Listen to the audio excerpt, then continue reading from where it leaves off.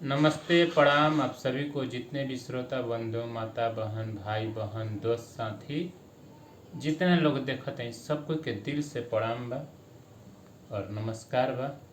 और साथ में मनीष कश्यप भैया के भी दिल से प्रणाम बा। और विशेष बात करे आई नहीं हम रुआ सब से खातिर एक अपन दिल के अंदर के बात कहे खातिर कि मनीष कश्यप जो बिहार के बहुत अच्छे नेक इंसान आदमी हैं और जो गरीब के लिए और अच्छे आदमी के लिए, बड़े हों या गरीब हों, जो अच्छे हैं उनके पक्ष में रहते हैं और जो बड़े हैं या गरीब हैं वो गंदे हैं उनके कटाक्ष में रहते हैं। आप लोग जानते हैं उनके बारे में, हम भी जानते हैं। सामना सामनी मुझको भेंट नहीं हुआ है, लेकिन उनको देख के सोशल मीडिया के जरिए हमको लगता है कि वो अच्छे आदमी हैं, नेक आदमी हैं, अच्छे इंसान हैं। उन्होंने आजकल में एक और बड़ा कदम उठा लिए हैं। उन्होंने बीजेपी छोड़ दी है। जैसे कि पिछली बार क्या हुआ था, उन्होंने बीजेपी में बड़ा कदम उठा के बीजेपी ज्वाइन कर लिए थे। और इस बार क्या हुआ, पीएमसीएच के जो उनके साथ घटना घटी उसके बाद उन्होंने क्या सोच के एक और बड़ा कदम उठा लिए कि बीजेपी को छोड़ दिए उन्होंने, जो कि बीजेपी में एक नेता के तौर पे शामिल हुए थे और उनको बीजेपी का एक नेता का पहचान दिया गया था और उस पहचान को फिर उन्होंने वापस ले ली। जो कि पहले उन्होंने यूट्यूबर थे, यूट्यूबर के बारे में जाना जाता था। बीजेपी में ज्वाइन किया और बड़े बड़े चैनलों पर, हिट चैनलों पर, आज तक और तमाम न्यूज 18 और एबीपी न्यूज, यानी तमाम न्यूज पे उन्होंने गए और पूरे बीजेपी के नेता के तौर पे जाने गए ज्वाइन जब हुए। आज उन्होंने बीजेपी छोड़ दी है। कल शायद उन्होंने, यानी 8 तारीख को लगभग उन्होंने बीजेपी छोड़ दी है। छोड़ने के बाद उन्होंने कोई ऐसा मंच नहीं है जो बड़ा मंच उनको बुलाए और उनसे पूछे सवाल। तो यहाँ तो हमको थोड़ा दगदग लग रहा है, आप लोग को कैसा लग रहा है बताइएगा। और उन्होंने सोच लिए है कि बीजेपी छोड़ के मैं कुछ बन जाऊं, नेता, विधायक, सांसद, जो भी बनना है बन जाऊं।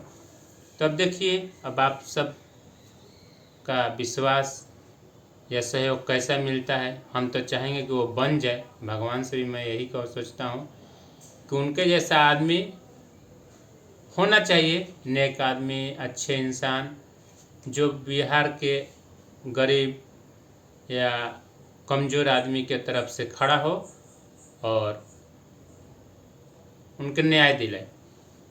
लेकिन जो ऐसे समय पर ऐसे करेंगे इधर उधर, तो कैसे होगा। करने से पहले सोचना चाहिए, बुझना चाहिए, समझना चाहिए। मैं हैदराबाद में रहता हूँ, काम करता हूँ, एक सिंपल परिवार से मैं आता हूँ और मुझे 15 साल लगभग हैदराबाद में हो गया रह के। मुझे भी बड़ा बड़ा ऑफर आता है काम करने के लिए, लेकिन मैं सोचता हूँ, समझता हूँ कि वो काम करने से फ़ायदा क्या होगा आगे चल के। कहीं मुझे तो उस पर ठेस नहीं पहुँचेगा ना आगे चल के। कहीं मैं अपने आपको बंधक समझने तो नहीं लगूंगा ना, बंधक में पड़ के। तो पहले मैं वो बड़ा बड़ा जो ऑफर रहता है, बहुत अच्छा खूबसूरत ऑफर सुनेंगे तो आप लोग बोलेंगे अरे, अगर कोई एक कॉल करेगा बिहार के आदमी के, काम वाले आदमी को, कि ऐसा आपको मैं दे रहा हूँ काम करने के फैसिलिटी, तो उन्हें दन बोल के चलाएगा वो काम करने के लिए, जो मुझे मिल रहा था, अभी भी मिलता है, लेकिन मैं नहीं जाता। मैं सोचता हूँ, समझता हूँ, तब अगला कदम उठाता हूँ। वैसे ही मैं मनीष कश्यप भैया से बोलूँगा कि आप एक अच्छे आदमी हैं, इंसान हैं और गरीबों के लिए मसीहा हैं। आपके संग जो हुआ वो बहुत गलत है और मिस्टेक हर एक आदमी से होता है, लेकिन हम जानते नहीं कि हमसे मिस्टेक होने वाला है। लेकिन वो समय और आता है, हो नहीं रहता है, वो करा देता है। लेकिन फट फट कोई और गलती में गलती नहीं करना चाहिए। आपने कह रहे हैं एक दिल्ली वाले भैया ये दिल्ली वाले के भैया का भी मैं वीडियो देखा था एक बार। दिल्ली वाले भैया बोल रहे थे किसी न्यूज वाले के पास से कि मनीष कश्यप का तो टिकट फिक्स है, मनीष कश्यप का टिकट फिक्स है। अब ये केवल तय करना है कि मनीष कश्यप कहाँ से लड़ेंगे। वो जो दिल्ली वाले भैया के बारे में बोल रहे हैं ना, वो दिल्ली वाले भैया आपके लिए बोल रहे थे। कुछ ही दिन, 1 महीना पहले शायद मैं वो वीडियो देखा था। अभी मैं वीडियो खोज रहा था, नहीं मिल रहा हमको। अब कौन सा चैनल पे बोले हैं वो हमको ध्यान में नहीं है, लेकिन दिल्ली वाले भैया आपके लिए बोले हैं सोशल मीडिया के जरिए। पूरे लोग देखे होंगे, जो देखे होंगे उनको मालूम है। कोई न्यूज में रिपोर्टर वाले पूछ रहे हैं कि मनीष कश्यप का क्या बीजेपी से टिकट मिलेगा या नहीं मिलेगा, तो उन्होंने सीधा खुलेआम कहा, एकदम अपने खुला दिल के अंदर का बात। और अभी भी कभी भी बोलते हैं कि मनीष कश्यप एक अच्छा इंसान है, गरीब के बारे में, गरीब के लिए बहुत चिंतित रहते हैं, दुखित रहते हैं। उन्होंने गरीबों के लिए अपना जीवन समर्पित किए हैं।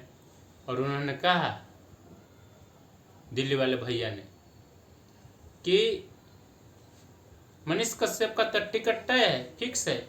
अब ये हम लोग को तय करना है कि कहाँ से लड़ाएंगे उनको, कहाँ से टिकट देंगे। और टिकट मिलने वाला था, लेकिन पीएमसीएच के साथ जो घटना घटित हुई, उस समय शायद आपके पास फ़ोन नहीं गया है या कोई बात नहीं किया है। इसके लिए आपको दिल को दुख पहुंचा है, तकलीफ पहुंचा है, और फिर आप अकबक में हो गए। कोई भी हो सकता है, हम भी हो सकते हैं, तमाम लोग हो सकते हैं कि आप इतने बड़े पार्टी में ज्वाइन किए हैं और उस ज्वाइन में से वो पार्टी के तरफ से आपके लिए कुछ रिस्पॉन्स नहीं आया होगा। तब भैया, ये राजनीति है, यहाँ पे नीति से और नियम से चला जाता है। आपको खुद मालूम होगा कि आप जो पहले अंदाज में थे, कैसे रिपोर्ट ले रहे थे, कैसे पूछताछ कर रहे थे, वो अंदाज आप वीडियो में देखिएगा, खुद कभी बैठ के आप देखिएगा। और जब बीजेपी में शामिल हुए तो आपको कितना बताया गया होगा, उस के बारे में आप कितना कंट्रोल होके काम कर रहे थे, सोचिएगा।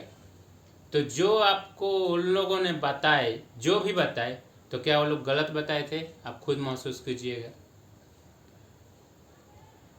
और फिर आज वैसे ही फिर रिटर्न आप ले लिए, बीजेपी से निकल गए।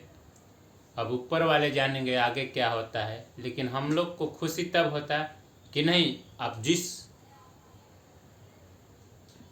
मुकाम के लिए लड़ रहे हैं, मेहनत कर रहे हैं, हम सब के लिए मेहनत कर रहे हैं, और उस मुकाम तक आप पहुंच जाएं, तो हम लोग को दिल में खुशी होगा कि नहीं, एक बिहार के लिए, हमारे बिहार के लिए, क्योंकि मैं भी बिहार से ही हूँ, हम लोग के बिहार के लिए एक बड़ा भाई, नौजवान भाई जो गरीबों के लिए, मजबूर व्यक्ति के लिए लड़ते थे, वो आज एक पदवी वाला हो गए। और एक ताकत वाले हो गए। और अभी भी आपके पास बहुत बिहार की जनता का ताकत है, लेकिन समय पे भैया साथ नहीं न देते हैं। वो लोग समय पे साथ नहीं देते हैं। क्यों? क्योंकि बाबू ना भैया सबसे बड़ा रुपया। वही बात है भैया,